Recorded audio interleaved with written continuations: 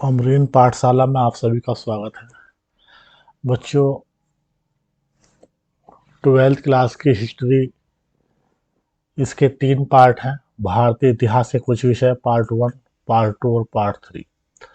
आज हमारी शुरुआत पार्ट 3 की हो रही है और इसमें चैप्टर जो है अध्याय 9 हम स्टार्ट कर रहे हैं। उपनिवेशवाद और देहात, सरकारी अभिलेखों का अध्ययन। तो बच्चों, इसमें उपनिवेशवाद और देहात जो है मतलब किस तरीके से हमारे यहाँ पर जो है भारतीय भूभाग पर जो है ब्रिटिश कब्जा करेंगे और उनका जो है संबंध किस तरह से भारतीय देहात और समाज को प्रभावित करेंगे, ये सब हम इसमें पढ़ेंगे। सरकारी अभिलेखों का अध्ययन है, उसी के आधार पर ये चैप्टर है। देखते हैं बच्चों, इस अध्याय में आप यह देखेंगे कि औपनिवेशिक शासन का अर्थ उन लोगों के लिए क्या था जो देहात में रहते थे। इस अध्याय के माध्यम से आप बंगाल के जमींदारों से मिलेंगे, उन राजमहल की पहाड़ियों की यात्रा करेंगे जहां पहाड़ियां और संथाल लोग रहते थे। फिर वहां से दक्कन की ओर बढ़ेंगे। आप यह देखेंगे कि ईस्ट इंडिया कंपनी ने देहात में अपना राज कैसे स्थापित किया था और अपनी राजस्व नीतियों को कैसे क्रियान्वित किया था। भिन्न भिन्न वर्गों के लोगों के लिए इन नीतियों का क्या मतलब था और उन्होंने रोजमर्रा की जिंदगी को कैसे बदल दिया था। राज्य यानी सरकार द्वारा लागू किए गए कानूनों के जनसाधारण के लिए अनेक परिणाम होते हैं।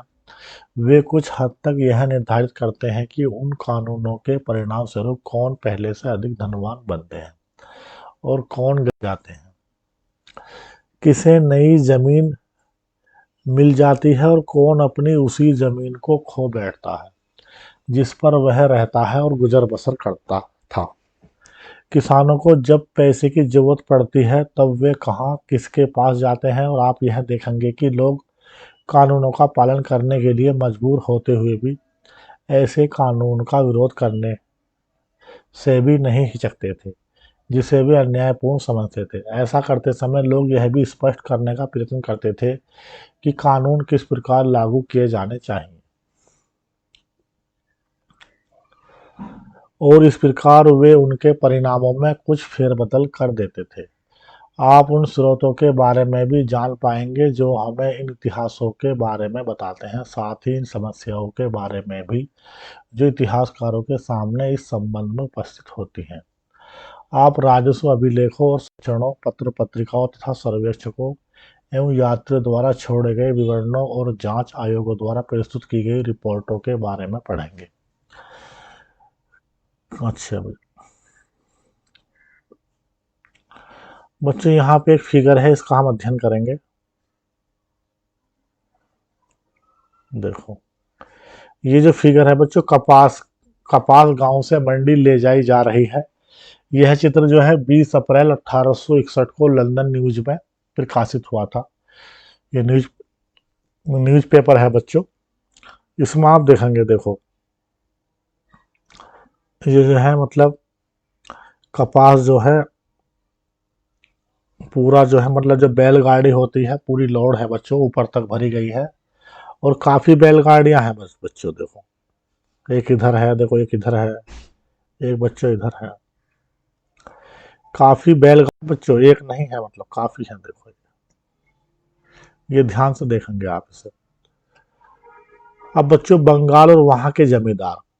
तो बंगाल और वहाँ के जमींदारों का डिस्कशन पे जो है चैप्टर के शुरुआत में क्यों है बच्चों। सबसे पहले जो है जो ब्रिटिश हैं, ये हमारे जो बंगाल का जो हमारा सूबा था उस पर कब्जा करेंगे, बंगाल प्रांत पर। तो सबसे पहले जो इनकी मतलब पॉलिसी है वो वहीं पर वो अपने लागू करेंगे, शासन जिस तरीके से वो अपना चलाएंगे। तो उसी का जो है बंगाल और वहाँ के जमींदार, ये हमारा टॉपिक है। जैसा कि आप जानते हैं कि औपनिवेशिक शासन सर्वप्रथम बंगाल में स्थापित किया गया था। यही वह प्रांत था जहां पर सबसे पहले ग्रामीण समाज को पुनर्व्यवस्थित करने और भूमि संबंधी अधिकारों की नई व्यवस्था तथा एक नई राजस्व प्रणाली स्थापित करने के प्रयत्न किए गए थे। आइए यह देखें कि कम शासन के प्रारंभिक वर्षों में बंगाल में क्या हुआ। बर्दवान में की गई नीलामी की एक घटना। बर्दवान में की गई नीलामी की एक घटना। सन 1797 में बर्दवान, आज के वर्धमान में एक नीलामी की गई। यह एक बड़ी सार्वजनिक घटना थी। बर्दवान के राजा द्वारा धारित अनेक महाल यानी कि भू संपदाएं बेचे जा रहे थे। बच्चों, महालवाड़ी सिस्टम है, उसी से ये शब्द है महाल यानी कि भू संपदाएं। सन 1793 में इस्तेमारी बंदोबस्त लागू हो गया था। समझ रहे बच्चों? लॉर्ड कॉर्नवालिस ने जो है लागू किया था, उनका ही बना हुआ सिस्टम है ये। 1793 में इस्तेमारी बंदोबस्त लागू हो गया था। ईस्ट इंडिया कंपनी ने राजस्व की राशि निश्चित कर दी थी, जो प्रत्येक जमींदार को अदा करनी होती थी। जो जमींदार अपनी निश्चित राशि चुका पाते थे, उनसे राजस्व वसूल करने के लिए उनकी संपदाएं नीलाम कर दी जाती थी। क्योंकि वर्धमान के राजा पर राजस्व की बड़ी भारी रकम बकाया थी, इसलिए उसकी संपदाएं नीलाम की जाने वाली थी। नीलाम में बोली लगाने के लिए अनेक खरीदार आए थे और संपदाएं महाल सबसे ऊंची बोली लगाने वाले को बेच दी गई। लेकिन कलेक्टर को तुरंत ही इस सारी कहानी में एक अजीब पेड़ दिखाई दे गया। उसे जानने में आया कि उनमें से एक खरीदार राजा के अपने ही नौकरी एजेंट थे और उन्होंने राजा की ओर से ही जमीनों को खरीदा था। नीलामी में 95% से अधिक बिक्री फर्जी थी। वैसे तो राजा की जमीनें खुले तौर पर बेच दी गई थी, पर उनकी जमींदारी की नियंत्रण उसी के हाथों में रहा था। राजा कंपनी को राजस्व क्यों नहीं अदा कर पाया था? नीलामी में खरीदार कौन थे? यह कहानी उस समय पूरे भारत के ग्रामीण क्षेत्रों में क्या हो रहा था, इसके बारे में हमें क्या बताती है? ये लगातार लगभग जो है 3-4 साल। ठीक है बच्चों, अब यहाँ पे आप देखेंगे वर्धमान के राजा का डायमंड हार्बर रोड कलकत्ता में है बच्चों। ये इनका जो है राजमहल है, सिटी पैलेस बोलेंगे बच्चों इसे। तो 19वीं शताब्दी के अंतिम दशकों तक बंगाल के बहुत से धनी जमींदारों ने अपने लिए सुंदर विशाल स्तंभ वाला राजमहल बनवा लिए थे, जिनमें जो है सभी तरह की सुविधाएं होती थी, जैसे नृत्य कक्ष है, बड़े बड़े मैदान है, शानदार प्रवेश द्वार होते थे, पार्क होते थे। ठीक है, एक आलीशान जो है राजमहल ये लोग बना लिए थे। अदा न किए गए राजस्व की समस्या क्या थी? अकेले वर्धमान राजा की जमीनें ही ऐसी संपदाएं नहीं थी जो 18वीं शताब्दी के अंतिम वर्षों में बेची गई थी। इस्तेमारी बंदोबस्त लागू किए जाने के बाद 75% से अधिक जमींदारियां हस्तांतरित कर दी गई थी। ब्रिटिश अधिकारी यह आशा करते थे कि इस्तेमारी बंदोबस्त लागू किए जाने से भी समस्याएं हल हो जाएंगी। ब्रिटिश अधिकारी यह आशा करते थे कि इस्तेमारी बंदोबस्त लागू किए जाने से वे सभी समस्याएं हल हो जाएंगी, जो बंगाल की विजय के समय से ही उनके समक्ष उपस्थित हो रही थी। 1770 के दशक तक आते आते बंगाल की ग्रामीण अर्थव्यवस्था संकट के दौर से गुजरने लगी थी, क्योंकि बार बार अकाल पड़ रहे थे और खेती की पैदावार घटती जा रही थी। अधिकारी लोग ऐसा सोचते थे कि खेती, व्यापार और राज्य के राजस्व संसाधन सब तभी विकसित किए जा सकेंगे जब कृषि में निवेश को प्रोत्साहन दिया जाएगा, और ऐसा तभी किया जा सकेगा जब संपत्ति के अधिकार प्राप्त कर लिए जाएंगे और राजस्व मांग की दरों को स्थायी रूप से तय कर दिया जाएगा। यदि राज्य सरकार की राजस्व मांग स्थायी रूप से निर्धारित कर दी गई, तो कंपनी राजस्व की नियमित प्राप्ति की आशा कर सकेगी और उद्यमकर्ता भी अपने पूंजी निवेश से एक निश्चित लाभ कमाने की उम्मीद रख सकेंगे, क्योंकि राज्य अपने दावे में वृद्धि करके लाभ की राशि नहीं छीन सकेगा। अधिकारियों को यह आशा थी कि इस प्रक्रिया से छोटे किसानों, यौमन और धनी भूस्वामियों का एक ऐसा वर्ग उत्पन्न हो जाएगा जिसके पास कृषि में सुधार करने के लिए पूंजी और उद्यम दोनों होंगे। उन्हें यह भी उम्मीद थी कि ब्रिटिश शासन से पालन पोषण और प्रोत्साहन पाकर यह वर्ग कंपनी के प्रति वफादार बना रहेगा। देख रहे हो बच्चों? लेकिन समस्या यह पता लगाने की थी कि वे कौन से व्यक्ति हैं जो कृषि में सुधार करने के साथ साथ राज्य को निर्धारित राजस्व अदा करने का ठेका ले सकेंगे। कंपनी के अधिकारियों के बीच परस्पर लंबे वाद विवाद के बाद बंगाल के राजाओं और तालुकदारों के इस्तेमारी बंदोबस्त लागू किया गया। समझ बच्चों, इस्तमरारी या स्थायी बंदोबस्त, ये एक ही नाम है बच्चों, ये कंफ्यूजन नहीं होना है आपको, है नहीं। तो बंगाल में सबसे पहले ये चीज हो रही है, बंगाल के राजा और ताल्लुकदार हैं।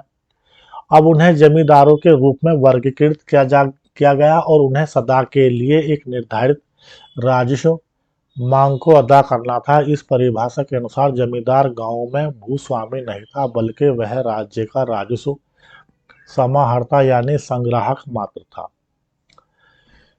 जमींदारों के नीचे अनेक, कभी कभी तो जो है 400 तक गांव होते थे। कंपनी के हिसाब से एक जमींदार के भीतर आने वाले गांव मिलाकर एक राजस्व संपदा का रूप ले लेते थे। कंपनी समस्त संपदा पर कुल मांग निर्धारित करती थी।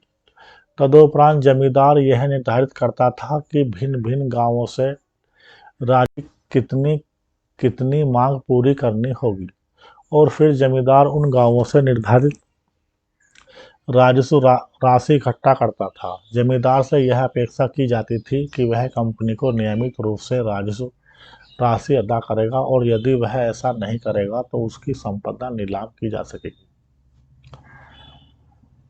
अब बच्चों, चार्ल्स कॉर्नवालिस 1738 से 1805 का और 1785 में थॉमस गैंसबोरो द्वारा चित्रित चित्र अमेरिकी स्वतंत्रता संग्राम के दौरान कॉर्नवालिस ब्रिटिश सेना कमांडर था। जब 1793 में बंगाल में इस्तेमारी बंदोबस्त लागू किया गया, उस समय कॉर्नवालिस बंगाल का गवर्नर जनरल था।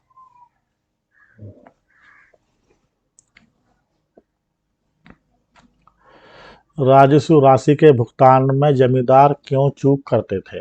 कंपनी के अधिकारियों का यह सोचना था कि राजस्व मांग निर्धारित किए जाने से जमींदारों में सुरक्षा का भाव उत्पन्न होगा और वे अपने निवेश पर प्रतिफल प्राप्त की आशा से प्रेरित होकर अपनी संपदाओं में सुधार करने के लिए प्रोत्साहित होंगे। किंतु इस्तमरारी बंदोबस्त के बाद कुछ प्रारंभिक दशकों में जमींदार अपनी राजस्व मांग को अदा करने में बराबर कोताही करते रहे, जिसके परिणामस्वरूप राजस्व की बकाया रकमें बढ़ती गईं। ताल्लुकदार का शाब्दिक अर्थ है वह व्यक्ति जिसके साथ ताल्लुक यानी संबंध हो। आगे चलकर ताल्लुक का अर्थ क्षेत्रीय इकाई हो गया। अब बच्चों, जमींदारों की इस असफलता के कई कारण थे। पहला, प्रारंभिक मांगें बहुत ऊंची थी, क्योंकि ऐसा महसूस किया गया था कि यदि मांग को आने वाले संपूर्ण समय के लिए निर्धारित किया जा रहा है तो आगे चलकर कीमतों में बढ़ोतरी होने और खेती का होने से आय में वृद्धि हो जाने पर भी कंपनी उस वृद्धि में अपने हिस्से का दावा कभी नहीं कर सकेगी। इस प्रत्याशित हानि को कम से कम स्तर पर रखने के लिए कंपनी ने राजस्व मांग को ऊंचे स्तर पर रखा और इसके लिए दलील दी कि ज्यों ज्यों कृषि के उत्पादन में वृद्धि होती जाएगी और कीमतें बढ़ती जाएंगी, जमींदारों का बोझ सने सने कम होता जाएगा। दूसरा, यह ऊंची मांग 1790 के दशक में लागू की गई थी, जब कृषि की उपज की कीमतें नीची थी, जिससे रैयत किसानों के लिए जमींदार को उनकी देय राशियां चुकाना मुश्किल था। जब जमींदार स्वयं किसानों से राजस्व इकट्ठा नहीं कर सकता था तो वह आगे कंपनी को अपनी निर्धारित राजस्व राशि कैसे अदा कर सकता था। तीसरा, राजस्व असमान था। फसल अच्छी हो या खराब, राजस्व का ठीक समय पर भुगतान जरूरी था। वस्तुतः सूर्यास्त विधि कानून के अनुसार यदि निश्चित तारीख को सूर्यास्त होने तक भुगतान नहीं आता था तो जमींदारी को नीलाम किया जा सकता था। चौथा, इस्तमरारी बंदोबस्त ने प्रारंभ में जमींदार की शक्ति को रैयत से राजस्व इकट्ठा करने और अपनी जमींदारी का प्रबंध करने तक ही सीमित कर दिया था। कंपनी जमींदारों को पूरा महत्व तो देती थी, पर वह उन्हें नियंत्रित तथा विनियमित करना, उनकी सत्ता को अपने वश में रखना और उनकी स्वायत्तता को सीमित करना भी चाहती थी। फलस्वरूप जमींदारों की सैन्य टुकड़ियों को भंग कर दिया गया, सीमा शुल्क समाप्त कर दिया गया और उनकी कचहरियों को कंपनी द्वारा नियुक्त कलेक्टर की देखरेख में रख दिया गया। जमींदारों से स्थानीय न्याय और स्थानीय पुलिस की व्यवस्था करने की शक्ति छीन ली गई। समय के साथ साथ कलेक्टर का कार्यालय सत्ता के एक विकल्पी केंद्र के रूप में उभर आया और जमींदार कार को पूरी तरह सीमित एवं प्रतिबंधित कर दिया गया। एक मामले में तो यहाँ तक हुआ कि जब राजा राजस्व का भुगतान नहीं कर सका तो एक कंपनी अधिकारी को तुरंत इस स्पष्ट अनुदेश के साथ उसकी जमींदारी में भेज दिया गया कि जिले का पूरा कार्यभार अपने हाथ में ले लो। राजा तथा उसके अधिकारियों के संपूर्ण प्रभाव और प्राधिकार को खत्म कर देने के लिए सर्वाधिक प्रभावशाली कदम उठाओ। राजस्व इकट्ठा करने के समय जमींदार का एक अधिकारी, जिसे आमतौर पर अमला कहते थे, गांव में आता था, लेकिन राजस्व संग्रहण एक परिवार्षिक समस्या थी। कभी कभी तो खराब फसल और नीची रैयत शब्द का प्रयोग अंग्रेजों के विवरणों में किसानों के लिए किया जाता था। बंगाल में रैयत जमीन को खुदकाश नहीं करते थे, बल्कि सिक्मी रैयत को आगे पट्टे पर दे दिया करते थे।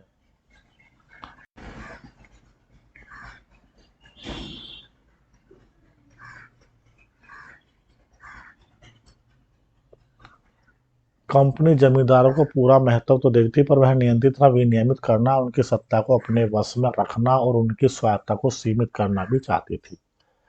देख रहे हो बच्चों, ये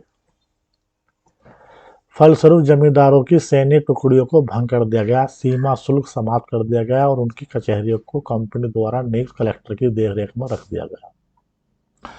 जमींदारों से स्थानीय न्याय और स्थानीय पुलिस की व्यवस्था करने की शक्ति छीन ली गई। समय के साथ साथ कलेक्टर का कार्यालय सत्ता के एक वैकल्पिक केंद्र के रूप में उभरा। जमींदार के अधिकार को पूरी तरह सीमित एवं प्रतिबंधित कर दिया गया। एक मामले में तो यहाँ तक हुआ कि जब राजा राजस्व का भुगतान नहीं कर सका तो कंपनी का अधिकारी तुरंत इस स्पष्ट अनुदेश के साथ कि उसकी जमींदारी में भेज दिया गया, जिले का पूरा कार्यभार अपने हाथ में ले लिया। तो इस तरीके से बच्चों मामला होते थे।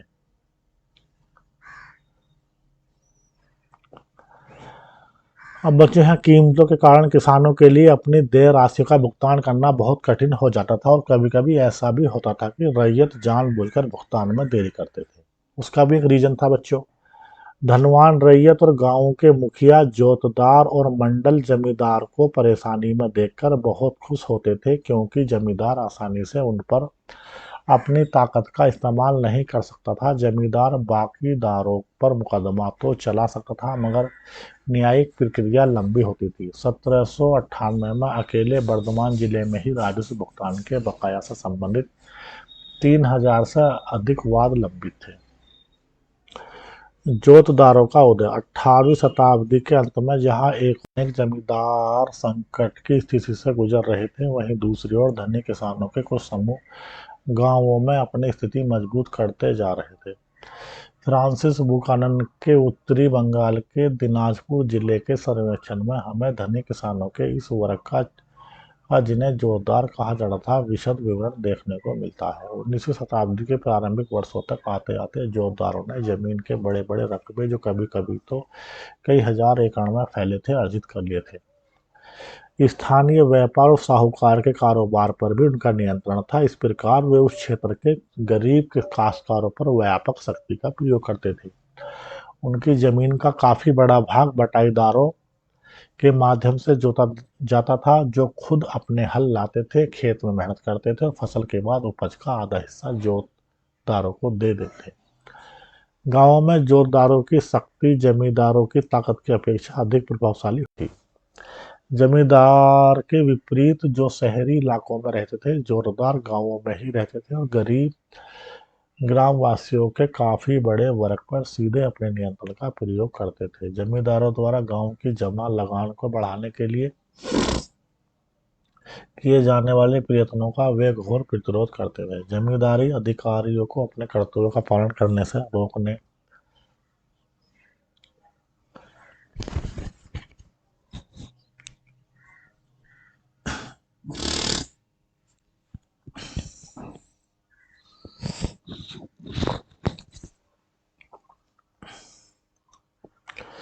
जोतदार गांवों में रहते थे और गरीब ग्रामवासियों के काफी बड़े वर्ग पर सीधे अपने नियंत्रण का प्रयोग करते थे। जमींदारों द्वारा गांव की जमा लगान को बढ़ाने के लिए किए जाने वाले प्रयत्नों का वे घोर प्रतिरोध करते थे। जमींदारी अधिकारियों को अपने कर्तव्यों का करने से रोकते थे। जो रैयत उन पर निर्भर रहते थे उन्हें वे अपने पक्ष में एकजुट रखते थे और जमींदार को राजस्व के भुगतान में जानबूझकर देरी करा देते थे। सच तो यह है कि जब राजस्व का भुगतान न किए जाने पर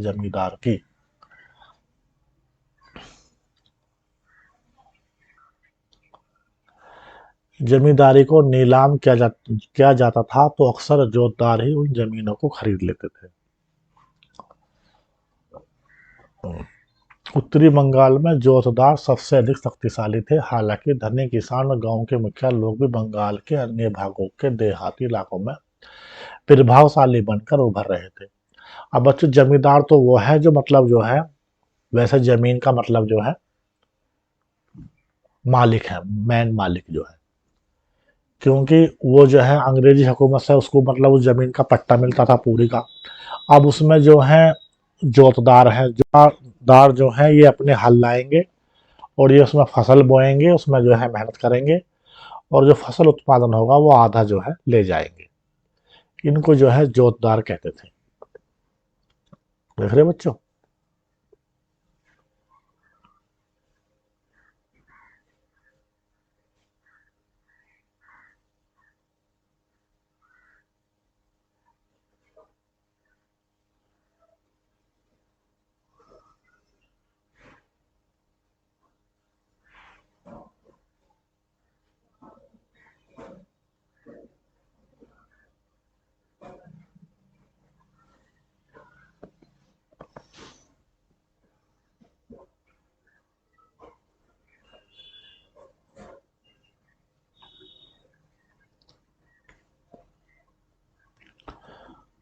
अब बच्चों, उत्तरी बंगाल में जोतदार सबसे अधिक शक्तिशाली थे कि धनी किसान, गांव के मुखिया लोग भी बंगाल के अन्य भागों में देहाती इलाकों में प्रभावशाली बनकर उभर रहे थे।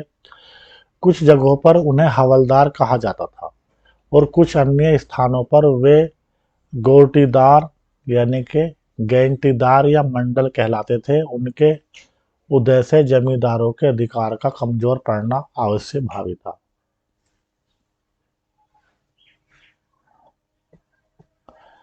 अब बच्चों, यहाँ पे जो है हम ये थोड़ा सा ऊपर वाला देखते हैं। बंगाल में गांव का दृश्य, जॉर्ज चिंडी द्वारा 1820 में चित्र बना है। चिंडी भारत में 23 वर्ष यानी कि 1802 से 25 तक रहा था। उस दौरान उसने अनेक चित्र बनाए थे जिनमें आम लोगों के जनजीवन से संबंधित चित्र, भूदृश्यों के चित्र, विशिष्ट व्यक्तियों तथा विशाल भवनों के चित्र शामिल थे। नीचे दी गई आकृति में ग्रामीण बंगाल के घर का चित्र दिया गया है। उन दिनों जोतदार और सार लोग ऐसे ही घरों में रहते।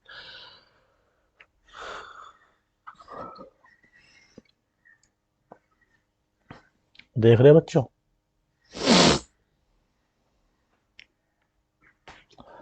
अब यहाँ पे देखो एक जो है वो है दिनाजपुर के जोतदार। बुखानन ने बताया कि उत्तरी बंगाल के दिनाजपुर जिले के जोतदार किस प्रकार जमींदार के अनुशासन का प्रतिरोध और उसकी शक्ति की अवहेलना क्या करते थे। भूस्वामी इस वर्ग के लोगों को पसंद नहीं करते थे, लेकिन यह स्पष्ट है कि इन लोगों का होना बहुत जरूरी था, क्योंकि इनके बिना जरूरतमंद काश्तकारों को पैसा उधार कौन देता। जो जरूरतमंद काश्तकार है उनको पैसा उधार कौन देता। जोतदार जो बड़ी बड़ी जमीनें जोतते हैं और बहुत हटीले और जिद्दी हैं और यह जानते हैं कि जमींदारों का उन पर कोई वश नहीं चलता, वे तो अपने राजस्व के रूप में कुछ थोड़े से रुपए ही दे देते हैं और लगभग हर किस्त में कुछ न कुछ बकाया रकम रह जाती है। उनके उनके पट्टे की हकदारी से ज़्यादा ज़मीनें हैं। जमींदार की रकम के कारण अगर अधिकारी उन्हें कचहरी में बुलाते और उन्हें डराने धमकाने के लिए घंटे 2 घंटे कचहरी में रोक लेते तो वे तुरंत उनकी शिकायत करने के लिए फौजदारी थाना, पुलिस थाना या मुंसिफ की कचहरी में पहुंच जाते और कहते कि जमींदार के कारिंदों ने उनका अपमान किया है। इस प्रकार राजस्व का बकाया रकमों के मामले बढ़ते जाते और जोतदार छोटी रैयतों को राजस्व न देने के लिए भड़काते रहते। ये बताइए कि जोतदार जमींदारों की सत्ता किस प्रकार प्रतिरोध करते थे। ये ऊपर वाले पार्ट में बच्चों हमने पढ़ा है। अब देखो ये मैप है। देखो ये कंपनी सबसे ऊपर हो गई। उसके बाद में जो है जोतदार है। जोतदार कौन है? जो मतलब जो है धनवान रैयत है, व्यापारी है, महाजन है, साहूकार है। ठीक है, जब ये सब जो है जोतदार में आएंगे। अब हो गए भैया है, ये सिक्किमी रैयत है, देखो इधर से फिर ये जमींदार अन्य गांवों पर नियंत्रण रखता था। जमींदार तो मतलब जैसे 4-5 गांव हो गए, सब मिल गए, 10 गांव मिल गए, 20 गांव मिल गए, 100 गांव मिल गए। अब जो ये जमींदार हो गया, ये खेती नहीं करता है, ये अपना कहीं अलग रहता है शहर में, ठीक है। और जो है कहीं कहीं इसको जो है सिंपल छोटे से क्षेत्र का राजा भी बोलते हैं, कहीं जमींदार बोलते हैं। ये मतलब ये आलीशान जीवन जीता है, खेती नहीं करता है, लेकिन जो है मालिक ये है, इसका नियंत्रण है। अब जोतदार जो मतलब धनवान रैयत यानी किसान है, व्यापारी लोग हैं, महाजन गांव में रहते हैं, तो वे जो हैं उनको जमीन का पट्टा मिल जाता है। जैसे एक गांव की जमीन है, किसी को 100 बीघे, किसी को 200 बीघे। अब वे बटाईदारों से या छोटे रैयत हैं उनसे वो काम करवाएंगे, उनसे उनसे वो टैक्स कलेक्शन करेंगे और फिर उसको जो है जमींदार को देंगे। जमींदार कंपनी को राजस्व अदा करने के लिए गांवों पर राजस्व संबंधी मांग निर्धारित करने के लिए जिम्मेदार थे। गांव का प्रत्येक छोटा या बड़ा रैयत जमींदार को लगान अदा करता था। जोतदार अन्य अन्य रैयतों को उधार देते थे और अपनी उपज उपज बेचते थे। रैयत कुछ जमीन खुद जोते थे और बाकी जमीन सिक्किमी रैयत को लगान पर दे देते थे। लगान समझ रहे बच्चों? सिक्किमी रैयत रैयतों को लगान देते थे।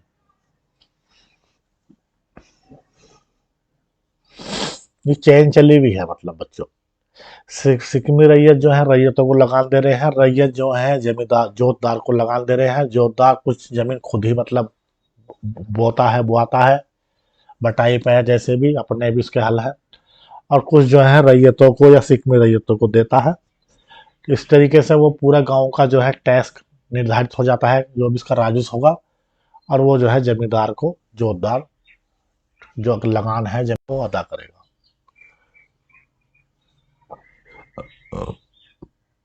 जमींदारों की ओर से प्रतिरोध, किंतु ग्रामीण क्षेत्रों में जमींदारों की सत्ता समाप्त नहीं हुई। राजस्व की अत्यधिक मांग और अपने भू संपदा की संभावित नीलामी की समस्या से निपटने के लिए जमींदारों ने इन दबावों से उभरने के रास्ते निकाल लिए। इन संदर्भों में नई रणनीतियां बना ली गई। फर्जी बिक्री एक ऐसी ही तरकीब थी जिस इसमें कई तरह के हथकंडे अपनाए जाते थे। बर्दवान के राजा ने पहले तो अपनी जमींदारी का कुछ हिस्सा अपने माता को दे दिया, क्योंकि कंपनी ने यह ले ले रखा था कि स्त्रियों की संपत्ति को नहीं छीना जाएगा। तो बहुत स्मार्ट होते थे ये लोग। अब जो है कंपनी का आदेश था कि जो स्त्रियों की संपत्ति उसको नहीं छीना जाएगा, तो जो है अपनी माता के नाम जो है मतलब अपनी माता को दे दिया कुछ हिस्सा। फिर दूसरे कदम के तौर पर उसके एजेंटों ने नीलामी की प्रक्रिया में जोड़ किया। कंपनी की राजस्व मांग को जानबूझकर रोक लिया गया और भुगतान न की गई बकाया राशि बढ़ती गई। जब भू संपदा का कुछ हिस्सा नीलाम किया गया तो जमींदार के आदमियों ने ही अन्य खरीदारों के मुकाबले ऊंची ऊंची बोलियां लगाकर संपत्ति को खरीद लिया। आगे चलकर उन्होंने खरीद की राशि को अदा करने से इनकार कर दिया। इसलिए उस भू उस भू संपदा को फिर से बेचना पड़ा। एक बार फिर जमींदार के एजेंटों ने ही उसे खरीद लिया और फिर एक एक बार खरीद की रकम नहीं अदा की गई, इसलिए एक बार फिर नीलाम करनी पड़ी। अब यह प्रक्रिया बार बार हो रही है, यानी कि राजा के ही जो आदमी एजेंट है वही खरीद रहे हैं कम कीमत पे, और लेकिन टैक्स नहीं नहीं दे रहे, फिर उसकी कीमत कुछ और कम हो गई, फिर उनके आदमी ने दूसरे ने खरीद लिया। तो ऐसे कर करके वो मतलब जो है जमींदार के ही आदमी एजेंट है। इस प्रकार कंपनी कभी कभार ही किसी मामले में इकट्ठी की गई बकाया राजस्व की राशि वसूल कर पाती थी। ऐसे सौदे बड़े पैमाने पर हुए। सन 1793 से 1801 के बीच बंगाल की 4 बड़ी जमींदारियों ने, जिनमें बर्दवान की जमींदारी भी थी, एक थी, अनेक बेनामी खरीदारियां की, जिनसे कुल मिलाकर 30 लाख रुपए की प्राप्ति हुई। नीलामियों में की गई कुल बिक्रियों में से 15% सौदे नकली थे। जमींदार लोग और भी कई तरीकों से अपने जमींदारों को छीनने से बचा लेते थे। जब कोई बाहरी व्यक्ति नीलामी में कोई जमीन खरीद लेते थे तो उन्हें हर मामले में उसका कब्जा नहीं मिलता था। कभी कभी तो पुराने जमींदार के लठियाल नए खरीदार के लोगों को मारपीट कर भगा देते थे, और कभी कभी तो ऐसा भी होता था कि पुराने रैयत बाहरी लोगों को, नए खरीदारों के लोगों को जमीन में घुसने ही नहीं देते थे। वे अपने आप को पुराने जमींदार से जुड़ा हुआ महसूस करते थे और उसी के प्रति वफादार बने रहते थे। यह मानते थे कि पुराना जमींदार ही उनका अन्नदाता और वे उसकी प्रजा है। जमींदारी की बिक्री से उनके तादत्ता दत्तम्य और गौरव को धक्का पहुंचता था, इसलिए जमींदार आसानी से विस्थापित नहीं किए जा सकते थे। 19वीं शताब्दी के प्रारंभ में कीमतों में मंदी की स्थिति समाप्त हो गई, इसलिए जो जमींदार 1790 के दशक की तकलीफों को झेलने में सफल हो गए, उन्होंने अपनी सत्ता को सुदृढ़ बना लिया। राजस्व की भुगतान संबंधी नियमों को भी कुछ लचीला बना दिया गया। फलस्वरूप गांवों पर जमींदार की सत्ता और अधिक मजबूत हो गई। लेकिन आगे चलकर 1930 के दशक की घोर मंदी की हालत में अंततः जमींदारों का भट्टा बैठ गया और जोतदारों ने देहात में अपने पांव मजबूत कर लिए। महाराजा मेहताब चंद फिगर है, देखो बच्चों कितना शानदार लिबास पहना हुआ है। जब ईस्ट बंगाली बंदोबस्त लागू किया गया था तब तेज चंद बर्दवान का राजा था। उसके बाद मेहताब चंद के शासन में बर्दवान की जमींदारी काफी फली फूली। मेहताब चंद ने संथालों के विद्रोह और 1857 के विद्रोह के दौरान अंग्रेजी हुकूमत का साथ दिया था। बहुत वफादार आदमी थे अंग्रेजों के ये, समझ रहे बच्चों। देखो ये इनका महल है बच्चों, देखो अंग्रेजों के वफादार हैं, मौज काट रहे पूरी, देखो देख रहे हो। हाँ ये रहा, वे अंग्रेजों के वफादार हैं तो कुछ तो इनको मिलेगा, समझ रहे हो मेरे बच्चों। पांचवी रिपोर्ट, हम जिन परिवर्तनों पर चर्चा कर रहे हैं उनमें से बहुत से परिवर्तनों का विस्तृत विवरण एक रिपोर्ट में दिया गया है, जो सन 1813 में ब्रिटिश संसद में पेश की गई थी। यह उन रिपोर्टों में से पांचवी रिपोर्ट थी जो भारत में ईस्ट इंडिया कंपनी के प्रशासन तथा क्रियाकलाप के विषय में तैयार की गई थी। अक्सर पांचवी रिपोर्ट के नाम से उल्लेखित यह रिपोर्ट 1002 पृष्ठों में थी। इसके 800 से अधिक पृष्ठ परिशिष्टों के थे, जिसमें जमींदारों और रैयतों की अर्जियां, भिन्न भिन्न जिलों के कलेक्टरों की रिपोर्ट, राजस्व विवरणों से संबंधित सांख्यिकी तालिकाएं, अधिकारियों द्वारा बंगाल और मद्रास के राजस्व तथा न्यायिक प्रशासन पर लिखी टिप्पणियां शामिल की गई थी। कंपनी ने 1760 के दशक के मध्य में जब से बंगाल में अपने आप को स्थापित किया था, सॉरी बच्चों, तभी से इंग्लैंड में उसके क्रियाकलापों पर बारीकी से नजर रखी जाने लगी थी, उन पर चर्चा की थी। ब्रिटेन में बहुत ऐसे समूह थे जो भारत तथा चीन के साथ व्यापार पर ईस्ट इंडिया कंपनी के एक अधिकार का विरोध करते थे और वे चाहते थे कि उस शाही फरमान को रद्द कर दिया जाए जिसके तहत इस कंपनी को यह अधिकार दिया गया था कि ऐसे निजी व्यापारियों की संख्या बढ़ती जा रही थी जो भारत के साथ होने वाले व्यापार में हिस्सा लेना चाहते थे। ब्रिटेन के उद्योगपति ब्रिटिश विनिर्माताओं के लिए भारत का बाजार खुलवाने के लिए उत्सुक थे। कई राजनीतिक समूहों का तो यह कहना था कि बंगाल पर मिली विजय का लाभ केवल ईस्ट इंडिया कंपनी को ही मिल रहा है, संपूर्ण ब्रिटिश राष्ट्र को नहीं। कंपनी के कुशासन और अव्यवस्थित प्रशासन के विषय में प्राप्त सूचना पर ब्रिटेन में गर्मा गर्म बहस छिड़ गई। कंपनी के अधिकारियों को लोभ, लालच और भ्रष्टाचार की घटनाओं को ब्रिटेन के समाचार पत्रों में व्यापक रूप से उछाला गया। ब्रिटिश संसद ने भारत में कंपनी के शासन को विनियमित और नियंत्रित करने के लिए 18वीं शताब्दी के अंतिम दशकों में अनेक नियम पारित किए। कंपनी को बाध्य किया गया कि वह भारत के प्रशासन के विषय में नियमित रूप से अपनी रिपोर्ट भेजा करे और कंपनी के कामकाज की जांच करने के लिए कई समितियां नियुक्त की गईं।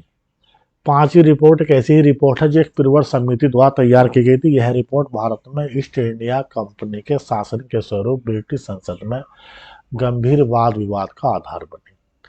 18वीं शताब्दी के अंतिम दशकों में ग्रामीण बंगाल में क्या हुआ, इसके बारे में हमारी अवधारणा लगभग 1.5 शताब्दी तक पांचवी रिपोर्ट के आधार पर ही बनती सुधरती रही। पांचवी रिपोर्ट में उपलब्ध साक्ष्य बहुमूल्य है, लेकिन ऐसी ही सरकारी रिपोर्ट को सावधानीपूर्वक पढ़ना और समझना चाहिए। हमें यह जानने की जरूरत है कि ये रिपोर्ट किसने और किस उद्देश्य से लिखी वास्तव में आधुनिक शोधों से पता चलता है कि पांचवी रिपोर्ट में तर्कों और साक्ष्यों को बिना किसी आलोचना के स्वीकार नहीं किया जा सकता। शोधकर्ताओं ने ग्रामीण बंगाल में औपनिवेशिक शासन के बारे में लिखने के लिए बंगाल के अनेक जमींदारों के अभिलेखागारों तथा जिलों के स्थानीय अभिलेखों की सावधानीपूर्वक जांच की है। उनसे पता चलता है कि पांचवी रिपोर्ट लिखने वाले कंपनी के कुप्रशासन शासन की आलोचना करने पर तुले हुए थे, इसलिए पांचवी रिपोर्ट पर परंपरागत जमींदारी सत्ता के पतन का वर्णन अतिरंजित है और जिस पैमाने पर जमींदार लोग अपनी जमीनें खोते जा रहे थे उसके बारे में बढ़ा चढ़ाकर कहा गया है। जैसा कि हमने देखा है, जब जमींदारी नीलाम की जाती थी तब भी जमींदार नए नए हथकंडे अपनाकर अपनी जमींदारी को बचा लेते थे और बहुत कम मामलों में विस्थापित होते थे। समझ रहे बच्चों? अब बच्चों यहाँ पर हम देखेंगे, देखो एक थोड़ा सा है, एक शब्द आया है बेनामी का शाब्दिक अर्थ, इसे कहते हैं गुमनाम। हिंदी तथा कुछ अन्य भारतीय भाषाओं में इस शब्द का प्रयोग ऐसे सौदों के लिए किया जाता है जो किसी फर्जी या अपेक्षाकृत महत्वहीन व्यक्ति के नाम से किए जाते हैं और उनमें असली फायदा पाने वाले व्यक्ति का नाम नहीं दिया जाता। लठियाल का शाब्दिक अर्थ है वह व्यक्ति जिसके पास लाठी या डंडा हो। ये जमींदार के लठैत यानी डंडेबाज पक्षधर होते थे। तो भैया लठियाल का जो है शाब्दिक अर्थ वह व्यक्ति जिसके पास लाठी या डंडा होता था, जमींदार के लठैत या डंडेबाज पक्षधर होते थे। बेनामा यानी गुमनाम संपत्ति है। अभी एक मतलब जो संपत्ति किसी के नाम पर ना हो बेनामी हो जाती है। ये देख रहे हो बच्चों, ये अंडुल राजमहल है। ऐसे राजमहल एक युगांत को दर्शाते अवशेष हैं जमींदारों के रहने सहने की पतोन्मुख वैभवशाली जीवन शैली पर। सत्यजीत राय की प्रसिद्ध फिल्म जल सागर की शूटिंग इसी अंडुल राजमहल में की गई थी। देख रहे बच्चों?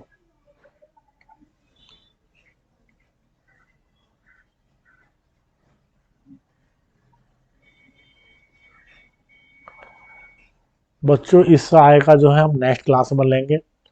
जिन बच्चों ने हमारे चैनल अमरीन पाठशाला को सब्सक्राइब नहीं किया है वो सब्सक्राइब और लाइक करेंगे और अपने सहपाठियों को क्लास शेयर करेंगे।